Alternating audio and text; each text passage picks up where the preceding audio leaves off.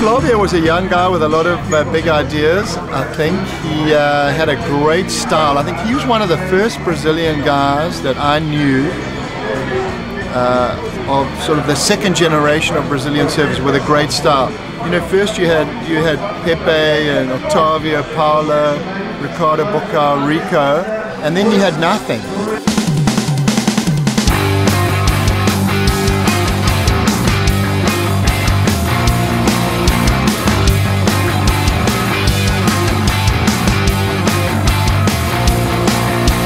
Eu acho que eu faço parte de uma geração que viu um acontecimento no Brasil. O surf começou a ganhar uma dimensão de mídia nacional e de intensidade de mercado que foi criando uma série de novas alternativas. Eu acho que eu faço parte de um movimento onde isso tudo começou a ebulir. E eu percebia que os surfistas que nós tínhamos da geração de 70 e 80, no início de 80, ainda eram muito ligadas a essa imaginação de que nós surfamos bem, mas esses gringos são excepcionalmente muito bons. Então esse mito todo tinha que, na minha cabeça, não colava, entendeu? Eu falei, bom, eu tenho que começar a trabalhar com gente muito jovem. E comecei a pensar, comecei a idealizar como eu trabalharia, como eu faria novamente, montaria novamente uma equipe, mas pensando em gente mais experiente, como influência, mas buscando gente muito jovem.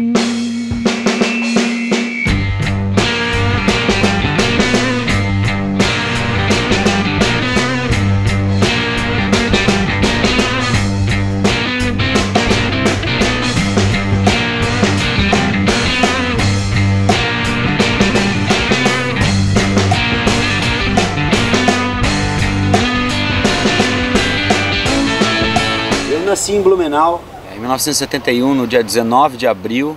Meu pai e minha mãe assim levavam uma vida até num certo contraste da educação antiga, né? Super ortodoxa e cheia das suas manias e costumes. Tanto o meu pai quanto a minha mãe foram as ovelhas desgarradas da sua família, assim, entendeu? Cada um foi o cara que saiu para viajar, né? Flávio Padarates nasceu em Blumenau há 21 anos e ainda criança se mudou para Balneário Camboriú, a principal surf city do sul do país. Morando na cara do gol, quer dizer, perto da praia, Teco e os irmãos logo descobriram os encantos das ondas. Ele explica como foi a primeira vez. Eu peguei a prancha, eu peguei uma espuma assim, fui correndo sem querer, até hoje não sei explicar, eu tentei subir na prancha, né? Já fiquei em pé na prancha e já fui cortando pro lado, já parecia que eu já estava andando de skate. E aí começou o surf para mim.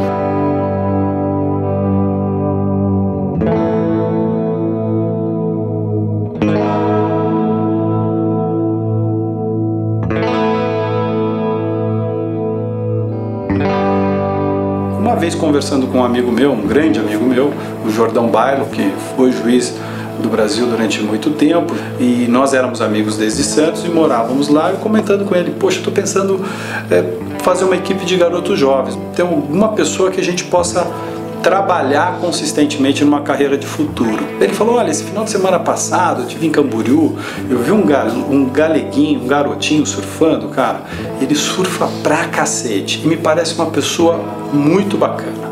Eu falei, ó, o outro final de semana vai ter novamente um campeonato em Camboriú, porque você não vai lá dar uma olhada? O Teco, ele é o cara de Balneário Camboriú, né?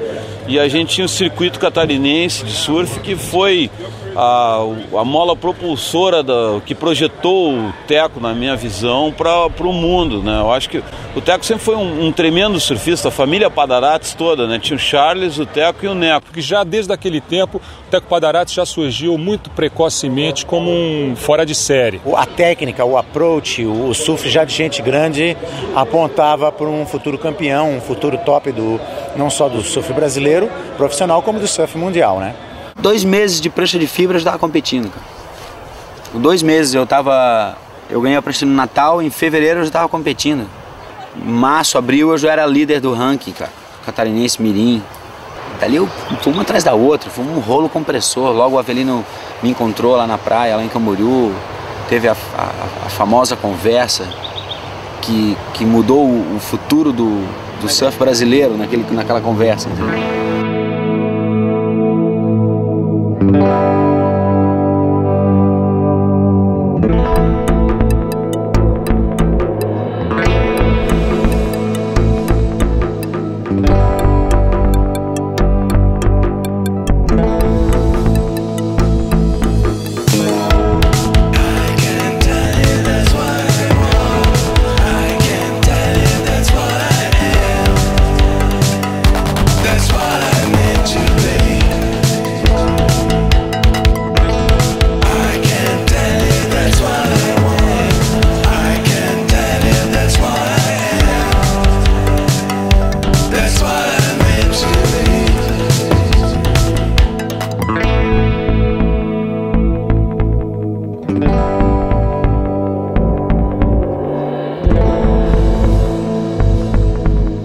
vez que eu encontrei com ele foi na praia durante um campeonato. Era o segundo campeonato que eu corri, o terceiro campeonato que eu corri. Ali no campeonato eu fui chegando perto. Quis conversar com ele, quis saber um pouco do que ele pensava e tudo mais. Num determinado momento, eu falei assim... Eu viajei o mundo inteiro, fiz uma estadia na França, uma na África do Sul, uma na Austrália, no Havaí, na Califórnia. E ele voltou com uma ideia na cabeça de que um brasileiro podia correr o circuito mundial, podia virar top, podia ser até campeão mundial. Mas tinha que ser criado esse cara. E ele achava que eu podia fazer esse trabalho, porque eu era um cara inteligente, eu poderia falar inglês facilmente. Ele acreditou que por eu ser loirinho, de repente eu poderia ter uma entrada melhor como gringo. E depois eu vou te levar para Califórnia, tu vai ter que morar nos Estados Unidos 1 ano para tu poder aprender a falar inglês. Que quando você completar 18 anos de idade, você vai entrar no circuito mundial e competir contra o Tom Carroll e o Tom Curry. Quando eu falei para ele dessas possibilidades, ele olhou para mim e falou assim, você acha mesmo que pode dar certo? Eu falei, eu acho, cara, acredito mesmo. Ele falou assim, eu também acho. Os olhinhos dele brilhou, o meu brilhou, a gente falou, pá, vamos embora, brother. Só que na semana anterior, o Paulo Pequeno, um outro shaper, da Marbella Surfboards, já tinha falado comigo, já fazendo minha prancha. Quando o Avelino veio falar comigo, eu falei, pô, não vai dar, cara, eu já dei minha palavra pro cara. E o Avelino fala até hoje que foi isso que conquistou ele, assim, porque é um moleque de 12, 13 anos de idade falou, não, eu dei a minha palavra pro cara. Era uma coisa meio engraçada, né? O que esse garoto tá falando, essas coisas assim, não sabe nem o que é a palavra, quanto mais a dele, né? Quando ele falou isso pra mim da primeira vez, eu falei, bom, palavra é uma coisa muito importante, é uma das coisas que eu valorizo bastante, então não vou querer removê-lo dessa palavra que ele deu lá atrás, né? Aí ele falou, então tá, daqui a 6 ou 8 meses a gente volta a conversar. Passou-se aqueles 6 ou 8 meses, foi ele quando ele me encontrou na praia. Eu entrei em contato com a mãe dele naquele mesmo dia. Na época eu trabalhava numa loja e eis que de repente o Avelino Bastos chega, entra na loja todo sujo de areia, barbudo, cabeludo e não sei o quê, que queria falar comigo a respeito do Teco. E eu estava no meu local de trabalho e eu disse não, então vamos marcar. Eu sempre fui muito certa, muito corretinha, muito tchatchá. Então eu marquei com o Avelino para ele ir na minha casa à tarde para a gente sentar e conversar. Ela que levava eles para os campeonatos, ela muito companheira e uma mulher assim que fez a grande diferença do apoio deles, sabe? Ele acolheu os meninos no que eles gostavam de fazer naquele tempo. E o Avelino me veio com a história de que queria patrocinar, de que ele ia cuidar do Teco, que não sei o quê. Ele me pintou um mundo tão grande para o Teco, que em princípio me assustou. Porque surf na época era visto como um esporte de baixa categoria. Era malandro de beira de praia, era drogadito. Era de outro mundo aquela conversa. A gente nem imaginava que aquilo seria possível, alguém fazer aquilo. E de repente o cara tava com aquilo convicto na cabeça. E ele achava que olhou pra mim e falou, você é o cara que vai fazer isso. E eu não sei porquê, mas eu segui o caminho dele, cara. Stay by my side and I will say that you're mine, the word is fine. Under the sun I am and I was... 2 dias depois, o Davi Usadel me ligou falando, cara, eu vou te pegar na tua casa, a gente vai lá pra Floripa conhecer a fábrica, tu vai entrar na nossa equipe.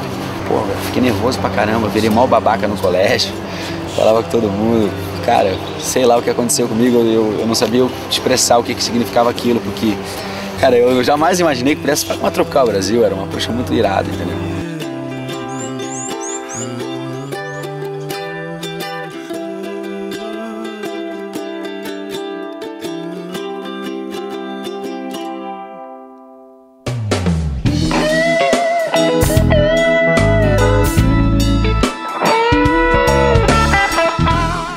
Conheceu com 14 anos na Praia da Joaquina, num evento, né, campeonato surf. E ali a gente já começou a ficar amigo da turminha toda e tal. E logo em seguida viajou pra Califórnia, foi fazer high school.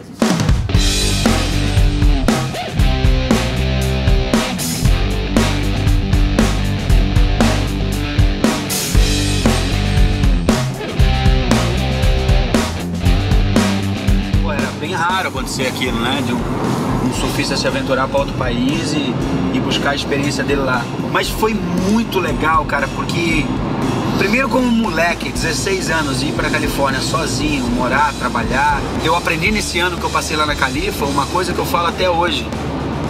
Brasileiro, para ser campeão mundial, tem que virar gringo, meu. No começo eu fui para San Diego, eu fui morar com o Atlas Bruce, aquele fotógrafo da Inside. Isso aí, depois eu consegui uma família para morar lá em Huntington Beach mesmo. No começo, as pessoas me tinham como meio alienígena, assim, sabe? Mas ao mesmo tempo foi legal para acordar para esse pensamento deles, né? Os gringos pensavam sobre o brasileiro de uma maneira muito equivocada. Ali era a minha chance de mudar aquela opinião, né? E foi esse desejo de dar um belo chute na bunda dos gringos, na casa deles, que surgiu essa nossa vontade de vamos arrebentar a boca do balão. Então vamos morar fora do país, vamos aprender a administrar essa sensibilidade de querer voltar para casa, aprender a enxergar os gringos antes de chegar o seu momento de fazer a diferença, como é que de fato eles pensam. I've known Teco a long time. I remember when he first came to California. He was a kid. I think he was like 15 or something, and he showed up in Huntington, started surfing some of the contests, our NSSA contests. It was amazing how fast of a surfer he was, you know. He was just, everyone was blown away, like this kid from Brazil was so quick, and you could see he was going to be on the tour for sure through the years. And eu até então estava achando que ia ser uma trip, né, que eu ia para lá pegar onda, passar um tempo, conhecer a Califórnia, viajar, competir. Eu só queria competir, né, cara? Eu só queria entrar na água nos campeonatos. Na Califa, assim, nessa época, eu tava tão acelerado que nada tava na minha frente, cara. Eu lembro, lá tinha o Todd Miller, tinha o Shane Bashin, que eu prestava atenção, e o Rob Machado, que eu ficava olhando. Eu não acreditava, eu ganhava todos os campeonatos Open e ele ganhava Júnior. Eu tinha a mesma idade que ele, eu falei, por que esse cara tá correndo a Júnior? Por que ele não tá correndo a Open? Por que ele não tá competindo comigo? E eu queria correr a Júnior e o Avelino não deixava. O Avelino falava, não, cara, tu não vai correr a tua categoria, tu vai treinar com os caras que são melhor do que você. Na Califórnia mesmo foi uma exigência minha de que ele tinha que correr as categorias acima dele para que ele se preparasse para onde ele estava indo. Porque no ano seguinte, logo em seguida ele teria que subir de categoria. O surf não era profissional, tava se conhecendo a profissão, mas tipo assim, o Avelino era um cara totalmente metódico, assim, totalmente profissional. O cara aqui, né? Meio que o pai dele, assim, porque por um bom tempo eu convivi muito mais com o Avelino do que com o meu sogro, né? O seu Padanates, o seu Percy, ele é uma pessoa um tanto mais pragmática do ponto de vista do que poderia ser aquela carreira, que ele não acreditava que isso podia dar certo. Imagina para um pai que sempre tinha por valores que filhos tinham que estudar para ser alguém na vida. Aí um filho teu chega e diz que vai ser surfista. Você imagina o contrassenso, né, para a época. Isso nos colocou numa responsabilidade de ser muito corretos no que nós estávamos fazendo, ser muito objetivos, planejar, implementar, empreitar uma carreira, entendeu? E era legal a vida ali, mas era uma ralação, né, cara? Acordava todo dia cedinho, ia trabalhar de bicicleta, voltava, dava um ranguinho, dava uma caidinha no mar, voltava, pegava a bicicleta e andava mais um monte pra chegar na pizzaria. E quando, sabe, chegava no final de semana, sobrava um dinheirinho pra pagar a inscrição do campeonato e correr o campeonato com a gasolina que os amigos pagavam. E de repente eu olhava pro Brasil e todos os meus rivais ali, o Tatuí, o Zé Paulo, o Fabinho Gouveia, os caras tudo com patrocínio, já ganhando um saláriozinho. E eu ralando, não tinha nada, cara. E eu tava revoltado com aquilo, assim, era uma humilhação muito grande, entendeu? Eu ganhava daqueles caras e, pô, no entanto, eles é que tinham os patrocínios. Aí o Avelino me aplicou, acho que a primeira grande lição que eu, graças a Deus, eu aprendi. Ele falou, cara, eu tô te fazendo isso pra você aprender a dar valor ao dinheiro, cara. Porque quando você ganhar dinheiro, isso vai subir pra tua cabeça. Então tu vai aprender a dar valor a cada centavo que tu trabalhar, que tu der o gás, que tu, sabe, chorar à noite porque não tem o que comer direito, porque não trabalhou, não vendeu, entendeu? Gastou dinheiro aí pro campeonato e ficou na roubada. Porque aquilo ali vai te ensinar a dar valor a toda a conquista que tu tiver dentro d'água. Quando ele e o Avelino planejaram, né, o trabalho que eles iam fazer, eles deixaram um exemplo, né, de um caminho que poderia ter seguido, né? Então ele foi o primeiro cara que realmente teve um plano, vamos dizer, um plano de carreira, né? Foi trabalhado, aprendeu a falar inglês, foi para fora estudar, para conhecer melhor os gringos, né?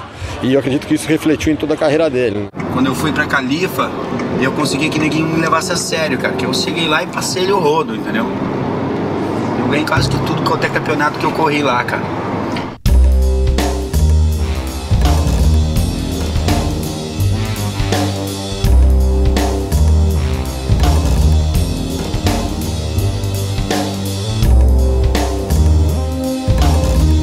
A gente organizava o começo do circuito da antiga Brasa, que era a Associação Brasileira de Surf Amador, e estava todo mundo em Polvorosa para fazer o campeonato, as seletivas para o campeonato de Porto Rico, para o Mundial de Porto Rico. Isso foi em 1988. E naquela época, uma das poucas unanimidades que se tinha é que o Teco não precisaria participar das seletivas. Ele na época estava morando nos Estados Unidos, tinha ido para lá com o Avelino Bastos, e todo mundo falou, bom, uma vaga é dele. Ele era um cara que ameaçava diretamente qualquer profissional que ele pudesse competir com ele. Ele era um surfista exemplar no ponto de vista de competição e devorava baterias, né? Eu acho que eu fui o único surfista que teve uma vaga reservada no time brasileiro para ir para o Mundial sem ter que correr o Campeonato Brasileiro para me classificar, entendeu? Entrou como wildcard, falou, o Teco tem que estar e vamos formar a equipe. Essa equipe de 88 foi uma equipe mágica, onde talvez a pessoa que mais se conhece dessa equipe hoje em dia é o Fábio Gouveia, que foi campeão mundial amador em Porto Rico. Aquele ano que o Brasil deu um boom, teve o Mundial de 88, né? Que teve o Fabinho campeão, o Teco, ele foi na semi da Júnior. E o campeonato mundial era uma coisa amador, era uma coisa engraçada. E haviam regras malucas aí do circuito mundial, como eu te falei. Todo o circuito era feito para que outros países não desfrutassem de todas as possibilidades, né? Se fosse no formato atual, ele teria sido campeão daquela etapa em Porto Rico, na Júnior, tranquilamente, que ele era, sem dúvida, o melhor surfista da competição. Só que na semifinal, claro, eles fazem um ranking, aí fazem 2 semifinais, né, que eram 8. Naquela semifinal eu não conseguia achar as zonas, era um mar bem pequenininho, e eu perdi para um australiano. Não conseguia achar as zonas, eu perdi para o 0.1 na papeleta do juiz brasileiro, foi o que mais nos aproximou. 1/10. E não passou para a grande final. Ele era o virtual campeão desse campeonato também. Foi ali que eu entendi que o Avelino talvez tivesse razão. Eu podia ser campeão mundial, podia estar lá no circuito mundial, porque eu ia lá e ganhava todos os gringos que eram meus ídolos. Pô. De repente havia uma chance ali, entendeu? Mas isso foi uma coisa que também me conquistou, assim, essa coisa de, né, porra, ele é um cara que vai pro mundo. Eu também quero.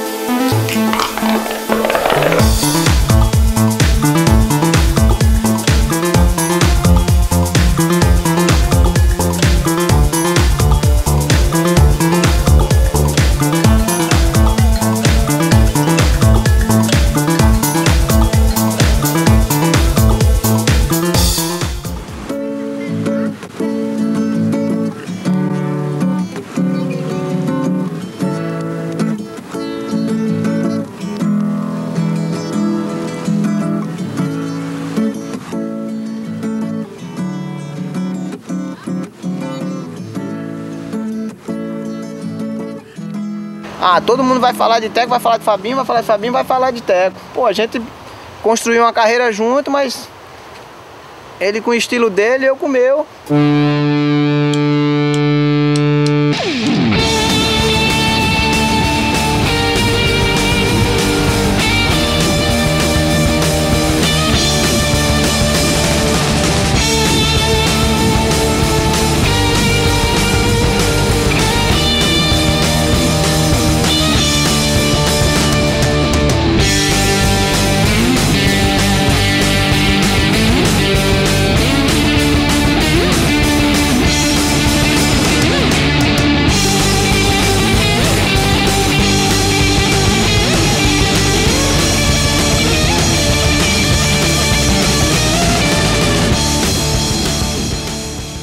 A real é que o Alfio só me patrocinou porque o Fabinho, ele queria que o Fabinho fosse ao circuito mundial e o Fabinho já tinha avisado que sozinho não ia. Ele já estava sendo preparado para correr o circuito lá, mundial pelo Avelino, e eu tava vindo, né, querendo ser surfista, mas não tinha um esquema armado, né? E eu sabia que eles estavam buscando patrocínio para isso, e o jeito que eu resolvi acertar a vida do Fabinho foi contratando o Teco. Para mim viajar sozinho ou com outro parceiro que não falava inglês, iam existir várias roubadas, né? E aí isso aí foi uma grande facilidade, cara. Nós estávamos indo fazer o circuito mundial. A Hang Loose foi o patrocinador, mas eu acho que o Alfio teve uma visão também bem importante de fazer essa dupla funcionar. O Alfio deixou claro que não tem essa de ter que conquistar campeonato, não. Vai lá, cara. Vai fazendo o teu trabalho, a hora que faltar dinheiro liga pra nós. É, a gente tinha... Pra mim isso mesmo. Acho que não tem mais patrocínio assim como tinha antigamente, né? Ó, pode ir lá, cara. Fica num lugar legal, fica só vocês dois, não precisa gastar demais, mas a hora que acabar, dá uma ligada que a gente manda mais dinheiro. Já pensou se fosse assim hoje? Tem, mas é diferente. Se fosse assim, né, hoje. Tem mais diferente. Só que foi com 2 cabos ajuizados. Ei, isso não é o rap, ó, rap pro forró? Cadê a sanfona, DJ? Aí tá. Eita, porra! Ah, não dá pra fazer alguma coisa muito séria quando junta nós dois juntos, velho. Você vai fazer um negócio mas bagunça, com todo mundo fazia bagunça, né, velho? A gente foi pro circuito pirralho, sem muita gente, na real. Fabia and Flavia, when they came on the scene, I think they showed the world that Brazilians could be as good as anyone else, because their surfing was at a very high level. Foi brilhante ver esses meninos nascerem para o circuito mundial. Ali acho que o Brasil ganhou uma nova identidade. Ali o Brasil acreditou que era possível, de fato, ser alguém. A gente não era só alguém aqui dentro, a gente era alguém aqui fora. Foram ganhando bateria em cima de bateria, mostrando um surf extremamente moderno e tendo a audácia de brilhar na casa dos outros. Flavia came second in the Gunston 500. Fabia won an event in Australia. So for the first time, Brazilian surfers, while before they were good, now they were like world class. Você pode ver nos records, né, nos arquivos do surf mundial, sempre teve uma vitória minha seguida da dele, e sempre teve uma vitória dele seguida de uma minha. A gente ganhava sempre um perto do outro, porque aquilo mexia com o outro, entendeu? Quando um ganhava, o outro ficava feliz sabendo que ele era o próximo, entendeu? Não só porque ficou feliz pelo amigo, ou porque estava disfarçando a dor de cotovelo, entendeu? Ficava feliz porque, cara, ansioso, falando, cara, agora é minha vez, sabe, desculpa. Rivalidade sempre rola, velho, tipo assim, tem a rivalidade dentro da amizade, que tu imagina, pô, 2 caras seguindo o mesmo objetivo, com o mesmo patrocinador. Cara, o Teco sempre foi muito competitivo, ele sempre será muito competitivo em tudo. Então essa rivalidade de bateria, ele levava pra dentro d'água, e hoje eu posso falar que ele levava pra areia também, ele não deixava na água não, ele queria vencer, era no ping-pong, era na onda, era na bateria, era como o melhor surfista brasileiro, então essa rivalidade vai existir sempre com quem andar do lado do Teco. E de certa forma isso aí foi positivo pra caramba, porque pô, era um puxando o limite do outro, sacou, velho? They were like the two to deal with at that stage. I think it was good because they got to travel together also and they bounce off each other, you know, which helps. Instead of one person being out there, the only Brazilian sort of on tour and being a little bit alienated, they were good to be able to work together. Aí era engraçado, a nossa frase é o seguinte: I do the talk and you do the walk. Ou seja, eu reservava as casas, fazia check-in, coisa, preenchia ficha, trocava assento de avião. Só que o Fabinho carregava todas as pranchas, mala, amarrava as coisas no rec. Quantas entrevistas eu traduzia pra ele? Eu perdia a bateria, ele vencia e eu ia lá e ainda tinha que traduzir a emoção dele pra coisa. Today, man, how was that for you? Need to advance this one to continue the competition. Na real, eu até fiquei um pouco prejudicado, porque, pô, às vezes, né, o bicho ia lá, dominava a situação e eu, pô, não, acabava falando menos, né? Às vezes, porra, eu chegava em casa e ele tava dando um trato na minha prancha, cara, sem eu ter que pedir, entendeu? Isso era muito legal, existia essa cumplicidade entre a gente. A gente tava ali, só podia contar um com o outro, cara, não tinha mais ninguém pra pedir ajuda, pra trocar uma ideia, não tinha, entendeu? Não conhecia ninguém, então a gente era muito irmão, assim. Irmão briga, né, lógico, todos os irmãos brigam, e a gente brigou também. Então, na verdade, quando o Fabinho e Teco se uniram, eles não se conheciam e eles entraram juntos no mesmo barco, viajando, sentaram um do lado do outro no avião, foram para lá, tinham que ficar 2, 3 meses juntos fora. Realmente foi como o Teco diz, um casamento arranjado, foi um casamento forçado. Eu acho que foi aquela rivalidade, né? Não só pela competição dentro d'água, como dentro com o mesmo patrocinador, né? Uma briga interna dentro do patrocínio e competição, que eles estavam, cada hora um tinha um resultado melhor que o outro, então era sempre essa briga aí, mas eles tinham um bom relacionamento. Rolava uns estresse normal de qualquer relacionamento, né? De estar convivendo muito o ano inteiro. Então no começo foi bom fazer a companhia pro outro, mas com o tempo, que nem todo relacionamento, começaram a surgir as diferenças. Mas ao mesmo tempo, cara, era muito mais também aquela coisa assim, o cara era paraibano e eu sou catarinense, as nossas culturas são completamente diferentes, entendeu? Então, porra, aquela coisa de hoje eu tô afim de comer massa, não, eu quero comer no chinês, me deixa no chinês e vai comer a massa. Puta, daí eu não sou assim, entendeu? Tudo que eu era, ele era ao contrário e ele alcançava o mesmo objetivo e eu ficava maluco com isso, entendeu? Ele chegou a entregar a bateria pra não ficar sozinho no campeonato. A pressão psicológica de eu ter que ficar com ele. Chegou uma hora que a intimidade foi demais. Aí eu berrei, fui falar aí com o Alfa, não dá mais, o Fabinho é muito diferente de mim. Eu não posso mais seguir 1 minuto viajando com ele. Peço desculpas, cara, mas eu vou viajar sozinho, o Fabinho vai viajar com quem ele quiser. Foi quando o Pio entrou. O Pio sossegou a gente, cara. Reaproximou a gente. O Pio fez um papel excelente de reaproximação minha do Fabinho. Você me troca 50? Foi o Santo Pio que segurou a onda no meio, porque o Pio é um anjo, ficava ouvindo de um lado, ouvindo de outro, ouvindo de lado, ouvindo de outro, e ele era o fiel da balança, mantinha a paz ali e a harmonia. Acho que entrei, deu uma amenizada nisso, que ele estava até certo momento no começo tendo um certo atrito com o Fabinho, que eles começaram a viajar só os dois. Depois quando eu entrei, assim, acho que deu uma amenizada, porque eu meio que intermediava ali entre os dois, então acho que foi uma parceria que uniu, acho que deu uma amenizada assim nisso, que ele estava com muita pressão, responsabilidade em ter que fazer tudo sozinho, que o Fabinho no começo não falava inglês, e ele que tratava de tudo.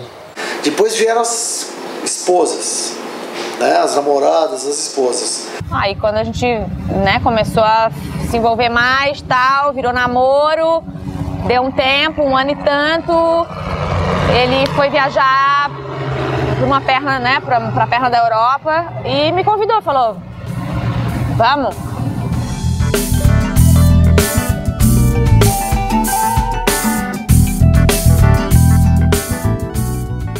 Não, ela é super importante pra mim, nas horas que eu tô tenso, dando maior força nos altos e baixos, ela tá sempre curtindo comigo, entendeu? E nunca deu pra trás, até hoje ela nunca deu pra trás em todas as situações que eu passei, então isso eu admiro muito nela, né, e espero que ela seja assim mais tempo. Cara, a gente é muito cúmplice, a gente briga, claro, a gente tem divergências, né, lógico, 2 seres humanos, enfim, distintos, né, cada um com as suas características, cada um com os seus defeitos. A Gabriela, uma personalidade super forte, A Elka também, uma nordestina arretada, personalidade forte, e aí começaram a conviver e viajar juntos. E aí foi o pau total. E aí era difícil, eu tentava contornar, segurava a onda para manter eles juntos, porque para mim, eles viajando juntos era mais barato, era um carro só, era um apartamento só. Eu acho tão legal saber que eu tive esse brother, entendeu? Ele é aquele irmão platônico, eu acho. Que estava sempre ali, sempre como referência, mas nunca pude usufruir de fato o bem bom, porque a gente sempre foi rival na história. Então a gente curtiu meio que platonicamente, entendeu? Eu acho que eles têm mérito, apesar das diferencinhas de relacionamento, eu acho que eles mudaram a história do surf brasileiro. And I think you can go, how did Adriano de Souza get where he is? He started with Fabio and Flavio.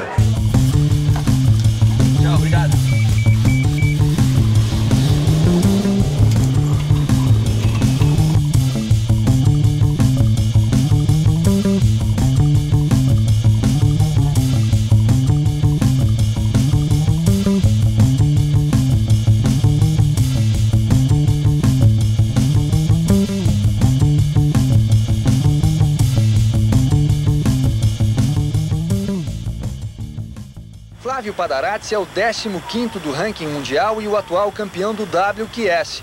E como é bom ver um brasileiro campeão do mundo. É ou não é, Avelino? Apesar de tudo que ele passa, tudo que é essa crise, existem pessoas que defendem o seu próprio país, ganham títulos por ela, que eu acho que para o brasileiro vale a pena ele acordar um dia de manhã, abrir o jornal e falar assim, pô, somos campeão mundial em alguma coisa. Quando eu entrei no WQS, eu tinha certeza que eu ia ganhar alguma coisa naquilo ali, cara. Para ganhar um título assim é preciso derrotar as maiores feras do planeta. Hoje, Teco é um dos 16 melhores surfistas do mundo. Não passava na cabeça se ia perder ou não ia perder. Eu sempre fui muito convicto. Uma vez que eu ponho uma coisa na cabeça, é difícil mudar a minha ideia. Aquilo foi incrível, assim, foi impressionante. Parece que o Brasil inteiro queria que aquilo acontecesse. Não tinha ninguém no Brasil que não queria que aquilo acontecesse, entendeu? Então, isso nos ajudou muito, eu acho.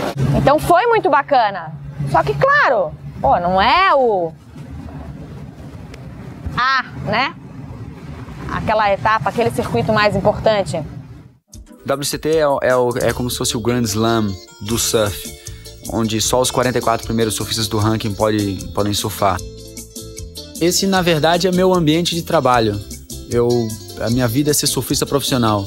Esses são meus colegas de trabalho, esse é o meu escritório, vamos dizer assim.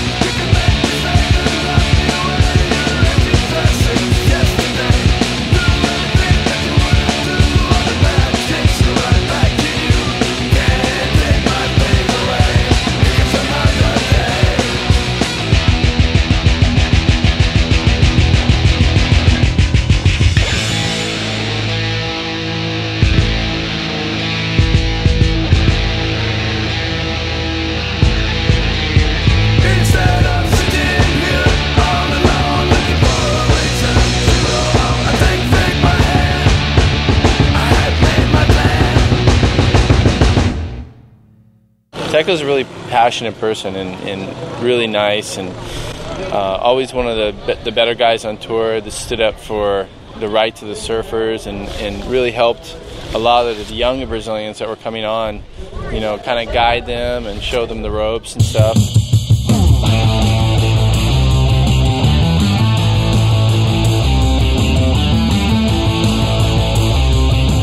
And Flavio just had a great backhand style, really beautiful. I think he was influenced by maybe Tom Curran and Marco Calupo.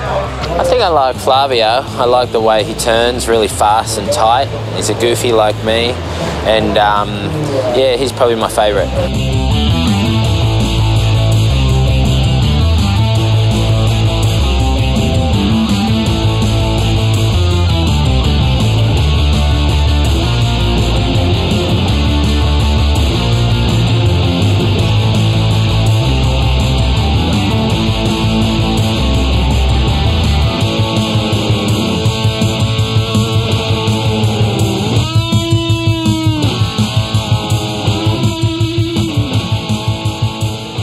always seem to have good heats, you know. I can remember, I think, a quarterfinal at the WCT in Rio, and the waves were solid 4 to 5 feet, and it's pretty nice conditions, and really a battle. Like every wave, the lead switched back and forth, and you know, beating someone like Teco in Brazil is hard, you know, because he's got the crowd and the support and stuff. So teve uma vitória muito importante, que foi uma vitória quebra de paradigmas, foi quando eu venci o Alternativa, o país inteiro torcendo por mim. Aquilo me travou, assim, eu não conseguia conversar com as pessoas, eu não conseguia raciocinar, não conseguia sentir a emoção de perder ou vencer. Eu estava que nem uma máquina, eu me sentia uma máquina. Todas as vezes que ele teve numa fase muito bem, dificilmente ele conseguia desfrutar completamente aquela fase. Ele conseguia desfrutar ali o pódio e tal, mas ele estava sempre focado. Porque o Teco, ele carregava o Brasil nas costas. As pessoas jogavam essa responsabilidade para ele, de ele ser o cara limpo, de ele ter que provar que o surf era um esporte que não era um esporte de maconheiro, que não era um esporte sujo. O Teco já foi preparado para chegar de igual para igual com os gringos, e ele tinha isso na cabeça, ele acreditava e não mediu esforços para isso. Ele foi bicampeão do WQS, né, mas teve algumas vitórias importantes no WCT também, desde do início ali conseguindo bons resultados, então esforçou ele a acreditar que poderia chegar ao título, e ele acreditou até o último momento, eu acredito. E muitas vezes a galera não entende assim, porque eu era tão dedicado, porque eu era tão concentrado. Cara, no fundo eu tinha o que provar, tá ligado? Era uma coisa familiar, pessoal minha. Quando eu falei que isso, ele teria que tentar por uns 3 anos se sobressair no esporte, e se isso não desse certo, ele voltaria a estudar. Eu acho que foi a grande alavanca do sucesso dele, foi o fato de a gente não acreditar. Talvez se ele não tivesse feito aquilo, eu não quisesse tanto, entendeu? Eu tinha algo para provar para alguém, que não era o surf brasileiro, a mídia ou coisa, era muito mais pessoal a minha parada. Mas enfim, a vida ensina, né, cara? Ele vai vendo que ele viu depois que, pô, que não precisava ser daquela forma, e eu acho que foi quando ele relaxou mais, quando ele conseguiu ter os melhores resultados dele, né? Aquela vitória dele contra o Kelly Slate lá em Rossegor, no momento que Kelly estava no auge, assim, surfando muito, mostrou isso. Yeah, Teco, he's a good guy, very outgoing, very I don't know, he's always happy. Good surfer, you know. I think the first contest he won on tour, he beat me in the final in Hossegor, 94.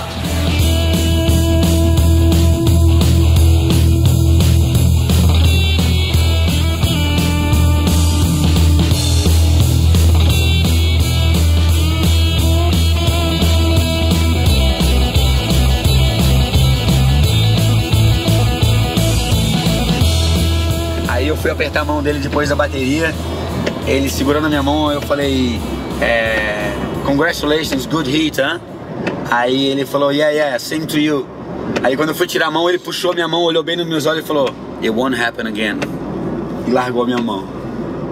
Não vai acontecer de novo, ele falou. Aí, porra, ele me ganhou 3, 4 vezes seguida, né? Depois daquilo ali, de combination e tudo. Aí depois caímos na final de Rossegor em 94. Eu ganhei dele, acabou a bateria, ele veio me cumprimentar na maior inocência, na educação, pô, daí, pô, parabéns, pô, você ganhou o campeonato, não sei o quê. Ele foi tirar a mão, eu grudei na mão dele, puxei, olhei pra cara dele. It did happen again, brother. Aí larguei a mão dele, tipo, tirando uma onda, ele, fuck you. Foi muito engraçado, cara. Aquilo, tu não pode chegar e brincar comigo desse jeito, bro. Eu posso ser muito pior que você, cara, mas eu vou dar um jeito. Nem que eu morda a tua cordinha, eu passo um azeite na prancha. Eu vou ter que fazer alguma coisa, mas eu não vou deixar barato, entendeu? Passou?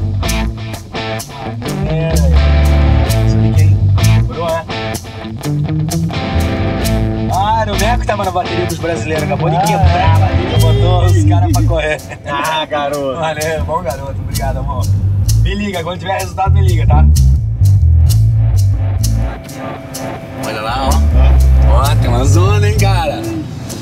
quebrando lá atrás, mano. Ó, isso tudo já é parte do campeonato. Esses são os quiosques que a gente acerta com a galera local. Isso tudo aqui é uma área federal onde nós estamos andando, viu, cara? É a área do porto. Aí eles liberam pra nós. O diretor do porto libera pra nós.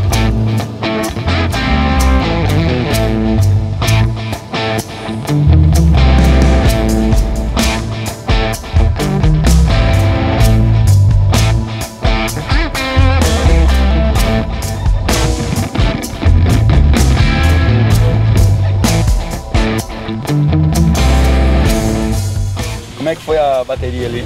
Legal, cara. Show onda direto, um pouco na pressão, né? Fiquei um pouco atrás no começo, aí até o final. Depois no final foi um 8 e pouco ali pra tirar, complicado, né? Então, graças a Deus, eu tirei o 5 por um 6,60 e deu pra dar um... Um é água, outro é o vinho, né? Isso aí é notório, não dá pra... Todo mundo percebe. Eu e o Neco, a gente sempre teve... sempre foi muito diferente, desde pequeno, cara. Eu tenho 1 ano e 10 meses de diferença pro meu irmão mais velho. Eu tenho 5 anos e pouco, 5 anos e 4 meses de diferença pro Neco. Uma diferença meio grande, eu era muito colado no Charles, assim, quando o Neco chegou, eu deixei de ser o caçula, eu virei do meio, então rola aquele ciúme. Muito mais por minha causa, assim, que essa coisa ficou mais separada do que por causa dele. Mas ele daí passou a ter o mundo dele, e nunca deu muita bola porque eu fiz, entendeu? Eu no começo eu acompanhava mais porque eu já ia com o Avelino Bastos, que é uma pessoa responsável por toda a nossa história de base, de estrutura. E no começo ele, como o Teco já estava no caminho, ele me trazia junto para acompanhar, para saber e me espelhar, né? Então a gente ficava muito mais atento e muito mais junto. E ele cuidava de mim porque ele ainda era meu irmão mais velho, eu ainda era gurizão, criança.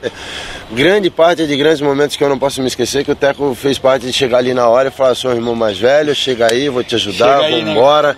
É isso aí, o Neco acabou de vencer a bateria, chegou na última hora e conseguiu vencer, sofreu muito bem. Caiu numa onda ali no final, eu como irmão mais velho vou puxar a orelha dele depois. Mas ele surfou muito bem nas outras ondas e merece os parabéns. O Avelino contava pra mim que o Neco podia ir mais longe pela irreverência do Neco. Só que ele não imaginou que o Neco ia se rebelar ao ponto de não querer mais saber do Avelino em si. Aí é que pegou, cara. Aí pegou, foi aí que o Neco criou a independência, então toda vez que ele ouvia falar do Teco, aquilo era o aviso de que ele tinha que ser o oposto do Teco, entendeu? Se o Teco era certinho, ele tem que ser todo errado, ele ia provar que ele podia ser campeão todo errado. E o Neco era altamente disciplinar em querer se mostrar rebelde, se mostrar contra a cultura o tempo todo.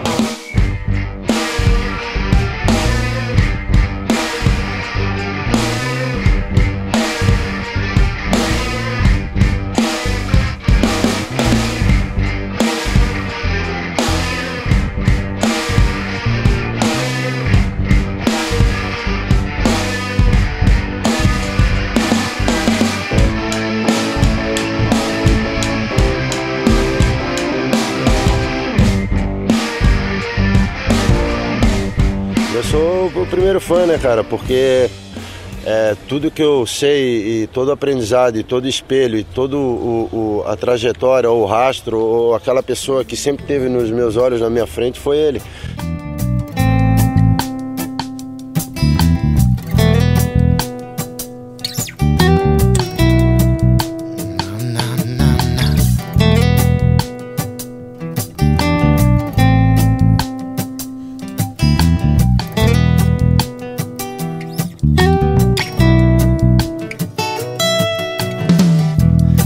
Like the trees, I need light to grow. The waves around the sea, you and I will always roam. You open up your mind and you just might be free. You open your eyes and you might see me. In a hard time, this is hard time situation, living in a hard time situation, hard time situation, that's just what I mean. It's hard time situation, living in a hard time situation, hard time situation, that's just where I mean.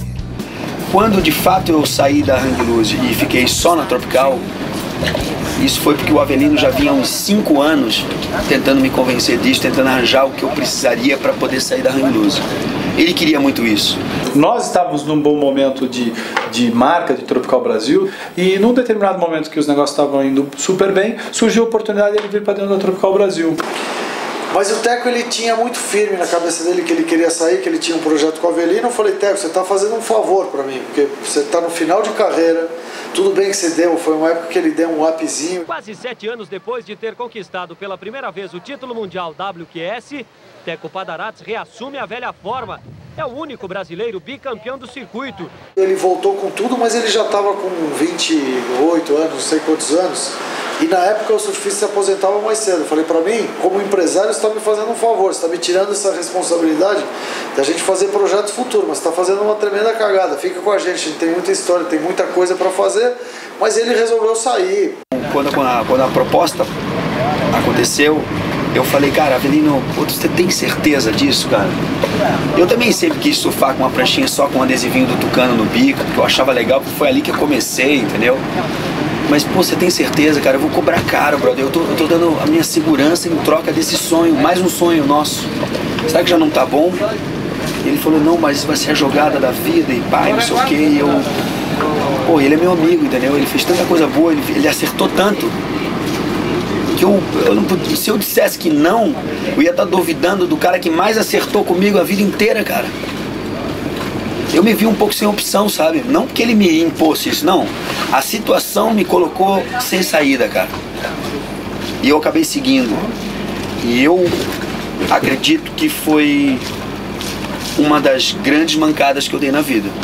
Não conseguimos atingir os objetivos que a gente gostaria de ter atingido. Eu não consegui atingir os meus, né, naquele modelo de negócio. Acho que ele também não atingiu os objetivos que ele gostaria de ter. Mas a vida é assim, a vida é feita de escolhas. Ele optou por outro caminho, podia ter dado certo, que eu achava que podia estar. Eles estavam com a Tropical Brasil, eles tinham um projeto interessante. Era uma época que as marcas brasileiras estavam super reconhecidas, mas aí por diversos erros que aconteceram no caminho, o projeto deles não virou e o Teco ficou arrependido, mas estamos aí. Eu procuro não pensar nisso não, porque ao mesmo tempo, numa mancada, você aprende muito, cara. Porque na derrota que tu aprende mais, na vitória tu te embriaga, na derrota você aprende cada detalhe que você fez errado. Aliás, você não consegue esquecer dos detalhes que você fez errado. E eu nunca vou esquecer dessa mancada, entendeu? Eu fiz uma mancada na vida, eu cometi um erro. E assim como qualquer pessoa é capaz de cometer um erro, eu também cometi. E para falar ainda mais profundo, eu acho que eu não me perdoei direito sobre esse erro, entendeu? Eu fiquei muito puto por muito tempo, assim, por ter deixado isso acontecer, cara. Será que é assim que a história vai ser contada? É assim que a história vai terminar? Incrível, né? Saber que ela vai terminar assim. Mas que seja, né, cara? Seja do jeito que tiver que ser. Dizem que o carro, quanto mais ele desce, melhor, porque mais velocidade ele pega para subir mais alto na volta, né? É assim que a gente acredita na vida, que a vida é um up and down, né?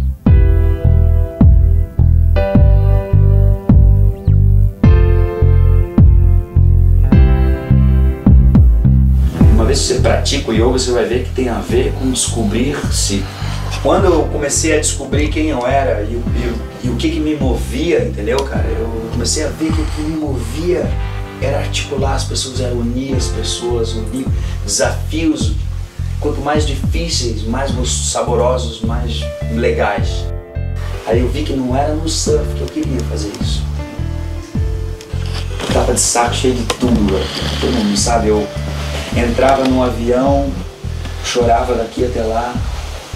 Todas as baterias, 100% das baterias eu vomitava dentro d'água durante 3 anos. Lembro desses momentos, exatamente desses enjoos, quando ele saía da água e dizia, caramba, quase vomitei de novo, não sei o que, não. Eu falei, mas como assim? O que houve? Tu comeu? Ninguém percebeu isso. Na real, não cheguei a perceber muito isso não. O que eu percebia é que esse bicho botava muita pressão em cima dele, sacou, velho? Por todo aquele lance da preparação, talvez, não sei, ou do fundo dele mesmo. E às vezes não conseguia atingir a expectativa e aí ficava difícil, né, cara? Mas eu lembro que no começo também, primeiro ou segundo ano. Eu lembro que algumas etapas, quando ele estava indo super bem, ele ficava muito tenso, assim, às vezes não conseguia nem comer antes da bateria, ficava um tempão sem comer. Ele tinha esse lance que dá uma travada nele, mas ele continuava e mesmo assim conseguia se dar bem nos eventos. Eu não sei explicar isso direito, assim, exatamente, mas foi uma sensação física de angústia, cara, tão grande, de querer não estar ali e não ver um caminho curto para essa solução, entendeu? Para a solução desse problema.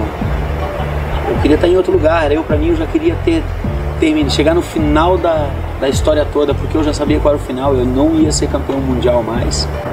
Teco deve saber hoje qual foi a deficiência dele, tipo, de repente ele não batalhou, mas eu acho que uma coisa que ele também deveria ter feito e não fez, tanto eu quanto ele, era ter viajado mais ainda para fazer quilometragem em onda de qualidade.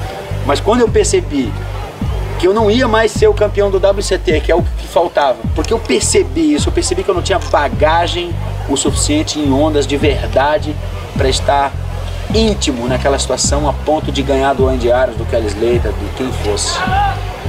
Desculpa, eu admito, eu não me preparei para aquelas ondas. A gente nunca imaginou que o circuito fosse para aquelas ondas.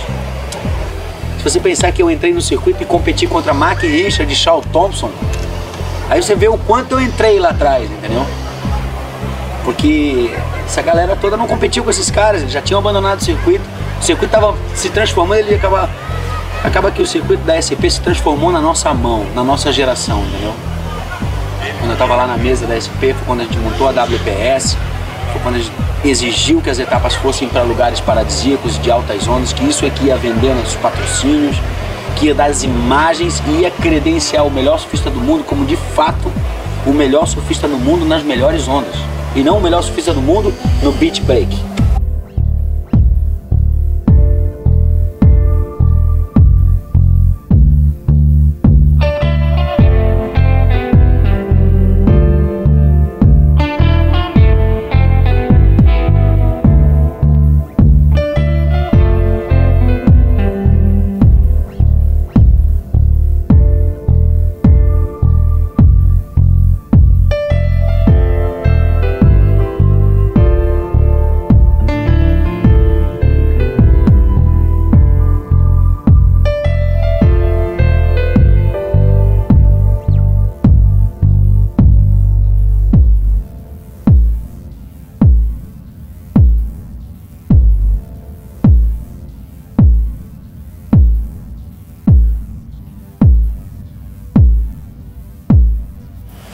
Chegou numa hora em que eu tinha que fazer algo que eu não estava mais afim, aquilo me corroeu por dentro.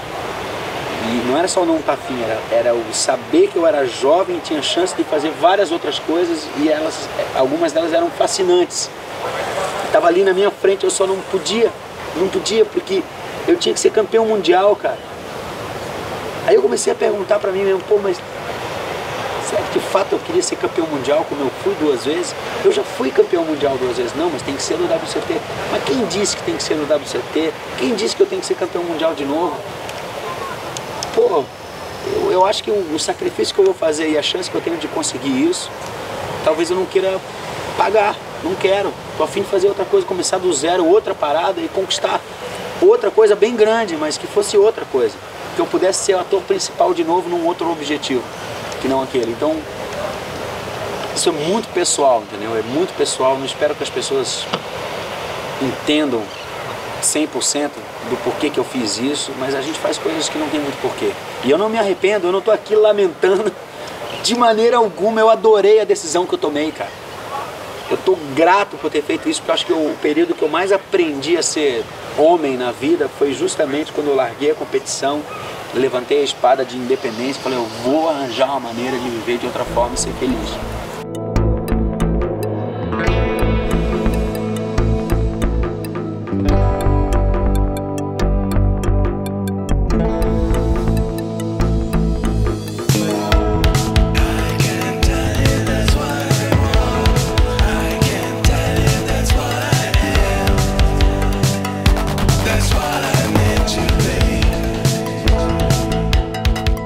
Mas é um figuraço, eu admiro muito ele não só como amigo e como competidor, mas como homem, como profissional que teve visão para, no término, quando se anunciava o término da carreira de surfista profissional dele, vislumbrar outros horizontes, seja através da música, né, ou seja através de vislumbrar a possibilidade de estender essa participação dele, continuar no meio do surf profissional, adquirindo uma das 10 licenças da elite do surf mundial.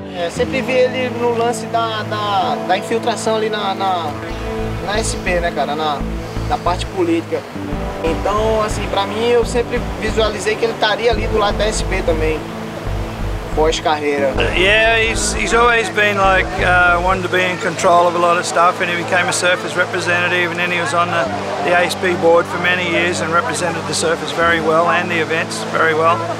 Now he's still involved with events, so he always wants to be up there, you know, being in some sort of figurehead position up top there, so that's good, and he knows how to do it and he knows what to do, so good on him.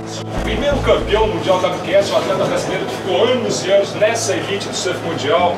O Teco Padarates aqui de Santa Catarina vai acompanhar conosco. Basicamente, queria passar para o Teco uma pergunta. A gente está vendo uma invasão de novos valores dentro do circuito mundial, um ataque dessa nova geração, New School, que o pessoal chama, manobras aéreas progressivas. Como é que você está vendo esse atual estágio do surf mundial? Bom, eu acho muito interessante que essa final retrata bem o resultado disso que você acabou de falar, né, Bucão? E o mais interessante é que o Jadson é um símbolo desse surf moderno, desse surf de manobras que estão sendo inventadas há pouco tempo, mas o percussor dessas manobras todas é o próprio Kelly Slater. Apesar de ser de uma geração passada, ele foi o percussor, provavelmente o grande criador dessas manobras todas, né? E haveria, de uma certa forma, um certo duelo particular nessa qualidade de surf de cada um. Ok, vamos dar início, está autorizado. Let's go, guys. Let's go! 5, 4, 3, 2, 1.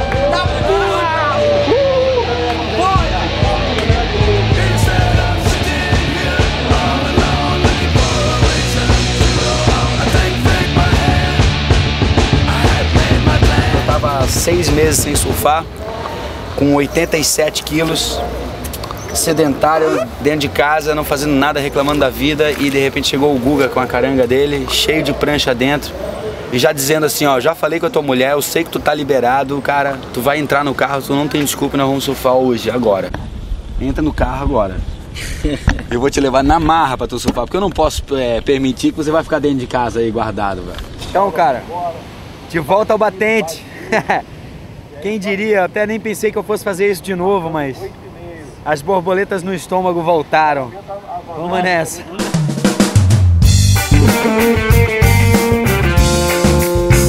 Na beira do mar. Estamos em Saquarema, fui convidado para correr o Master, Brasileiro Master aqui em Saquarema. E pô, voltar a competir, tá todo mundo aí, cara. Deu até aquele friozinho na barriga gostoso que dá sempre antes da bateria. Ela quebrar assim de trás, sozinha. E ver ela quebrar assim de trás, tão linda. E ver ela quebrar assim na paz, sozinha. E ver ela quebrar assim na paz. Vai na croa, vai na boa, da série que é raso demais. Se é raso demais, dá pra você vir brincar. De ver ela quebrar assim de trás, sozinha. De ver ela quebrar assim de trás. Muito legal encontrá-los hoje, assim, lembrar que a gente tava em Gilende, lá no mar de 10, 12 pés, lá pegando juntos, cara.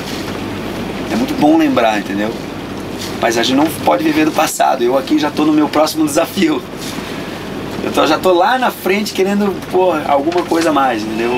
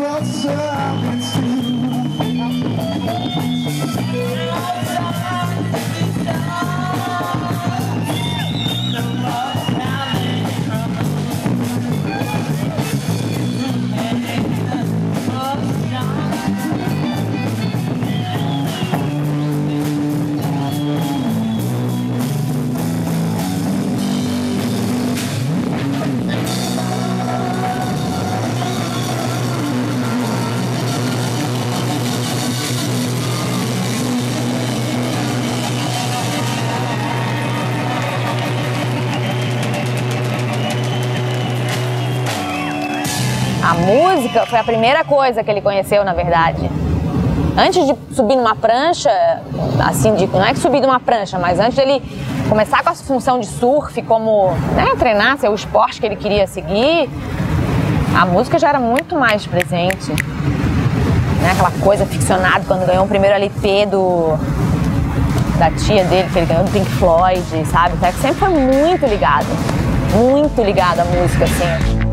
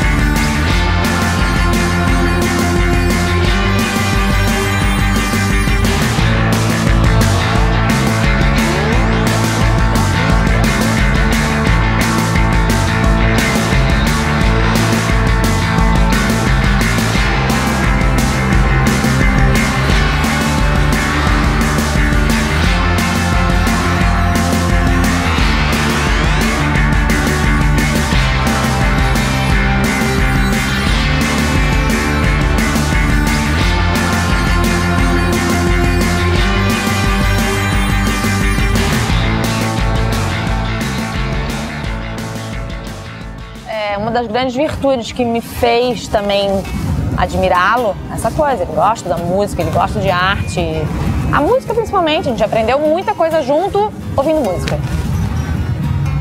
O meu inglês que eu falo hoje, além das viagens, foi muito de ler letra de música junto, e ele me traduzia pra mim, eu anotava.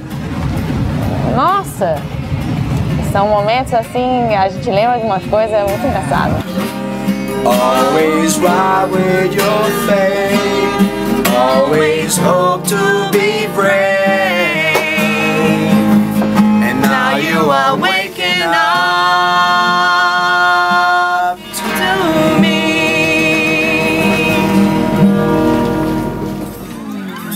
It's business time.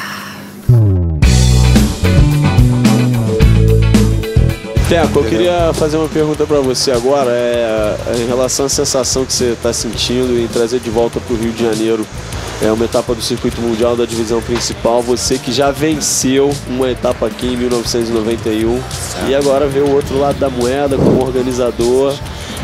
Qual é a sensação que fica para você, Teco, hoje em dia organizador desse grandioso evento aí? Hoje a sensação é de dever cumprido, cara, entendeu? Eu espremi o que eu tinha que espremer de uma laranja, agora eu vou espremer um limão. Eu mudei isso, cara, eu tinha a visão de seguir outro sonho, entendeu? Esse negócio de ser surfista, campeão do mundo. Alguém botou isso na minha cabeça quando eu era moleque e eu abracei com garras aquilo ali, entendeu? Vou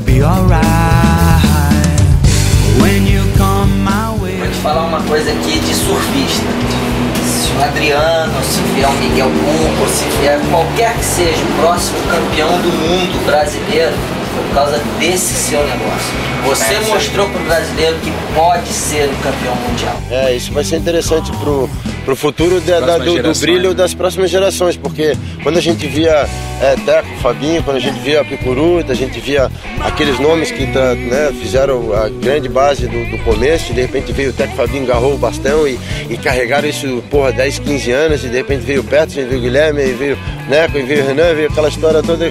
Então, quer dizer, a gente não pode perder esse rastro, né? O caminho a gente tem que deixar ele bem aberto para que as próximas gerações que estão vindo vejam que é um caminho aberto, que eles podem passar correndo e que eles vão chegar muito mais longe do que aqueles caras que ainda não acreditam que o Brasil... Jadson, Medina. Eles estão vindo, é questão de tempo.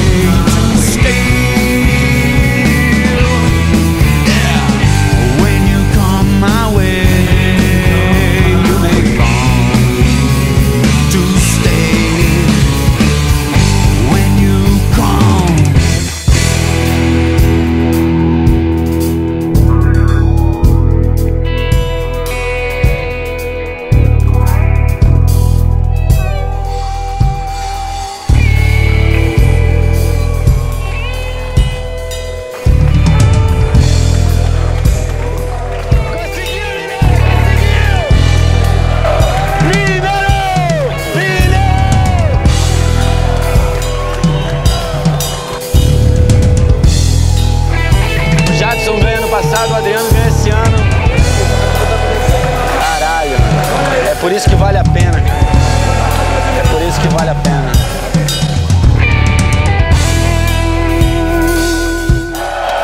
Adriano Mineiro! Recebendo o prêmio do secretário-chefe do gabinete do prefeito Eduardo Paes. Aê, Mineiro!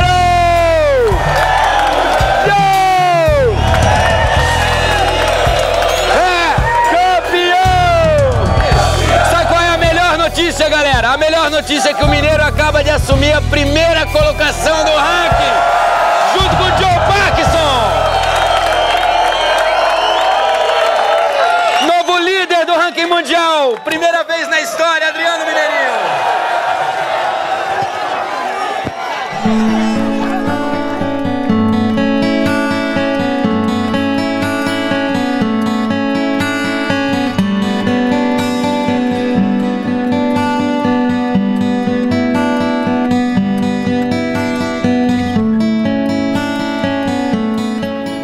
Eu queria que as pessoas soubessem que eu sou um cidadão comum, cara, como todos os outros, principalmente na personalidade, na vontade de querer ser feliz. Acho que todo mundo quer ser feliz e eu também, cara, entendeu? Eu quero muito ser feliz todo dia. Eu tô querendo prometer pra mim mesmo que daqui pro resto da minha vida eu não vou passar um dia inteiro triste. Eu queria agradecer meu pai por ter me ensinado a humildade, por ter me ensinado a ser uma pessoa verdadeira. E eu sempre vou estar do seu lado, assim, e eu acredito em você, espero a gente sempre ficar juntos. E sempre fazendo as coisas certas e fazendo bem, não só pra si mesmo, mas pra todo mundo à volta. Um beijo, te amo. Aprendi muito contigo, cara. Amém. Muito grato a você. Mas eu posso pedir uma coisa? Não vamos terminar aqui, não. Pelo amor de Deus. É muito legal, cara, a gente olhar pra trás assim. Não é nem olhar pra trás, olhar um pro outro hoje assim, ver, apesar dos nossos cabelos brancos. Os pés de galinha. Aí os nossos pés de galinha, a gente sabia que, cara. Chicken finger, como é? Que a gente de fato realizou alguma coisa. Chicken foot. Que a gente de fato, os pés de galinha aqui, realizaram alguma coisa, cara. Hoje eu posso dizer com toda certeza da minha vida, é o melhor amigo que eu tenho. É o Flávio Padarates. O Teco, graças a Deus, passou. Hoje eu tenho o Flávio. Mas eu acho que esse meu espírito meio menino maluquinho, que nem o Danny Boy me chama, eu acho muito engraçado, é esse espírito que me levou a todos os lugares que eu cheguei. Então, pô, se deu certo até agora, não vai ser agora que eu vou mudar o jogo, né? Eu tive uma vida incrível, cara. Me considero um cara milionário, meu. A qualidade de vida que eu tive até hoje, cara, tá louco, meu. Tá louco.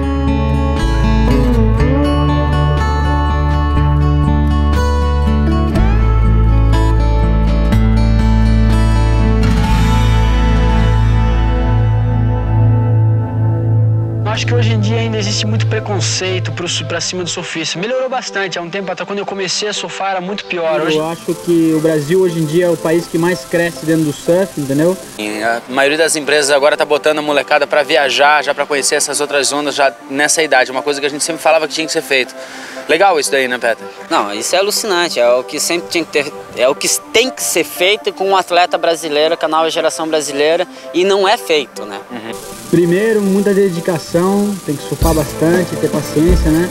Tem que ter talento e, principalmente, não pode deixar a escola. Flávio Teco Padarates é o segundo brasileiro melhor classificado no WCT. Ele é uma pessoa, sei lá, acho que como qualquer outra pessoa, sem ser famosa, sem ser ídolo. Acho que a última coisa que eu vou fazer agora até a virada do ano é surfar. A não ser pegar umas ondinhas na Joaquina lá pra rever os amigos, né? Provavelmente jacaré. E que se poupa, preferiu não entrar na água como os outros competidores que aguardavam a vez no evento principal do circuito brasileiro de surf profissional. O Teco se chocou com a prancha e levou um pequeno corte no pé esquerdo.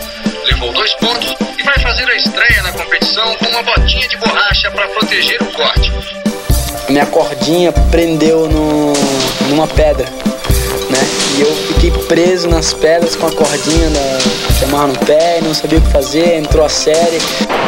Bom, a gente soube dessa notícia trágica aí da suspensão do Neco durante as etapas do WCT e do WQS no restante desse ano de 2005. Eu não me considero um cara rico financeiramente, entendeu? Mas me considero um dos caras mais ricos do mundo em curtição. Eu curti muito a minha vida até hoje. Tô curtindo e quero curtir muito mais. Eu pretendo fazer até a hora que não der mais pra passar bateria, né? A hora que não tiver mais jeito, não der mais pra ganhar, não der mais pra crescer dentro do surf, daí a gente pensa em fazer outra coisa, né?